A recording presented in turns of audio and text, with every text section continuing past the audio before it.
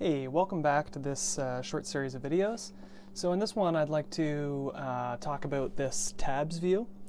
So here we have a tabs view, and views are anchored to their parents. So this one is anchored left and right and top and bottom, but its insets are set to, so this one has an inset left of 1, an inset right of 1, an inset top of 1, and an inset bottom of, I don't know, 6 or something.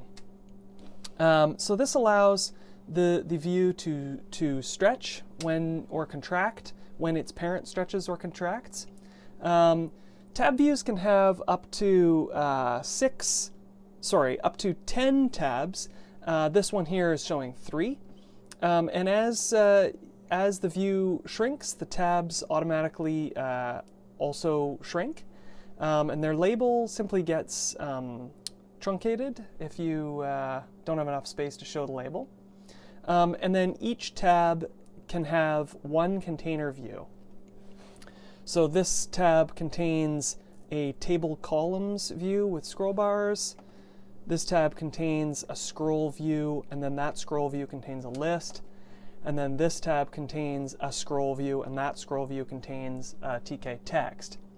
So in addition to clicking to change tabs, I've wired up these menu items to be able to switch tabs. So we can say switch to the table tab, switch to the list tab, switch to the text tab, and you can see that the check mark is moving. And because these have keyboard shortcuts, we can also change with keyboard shortcuts 1, 2, and 3. So those are tab views in C64 OS.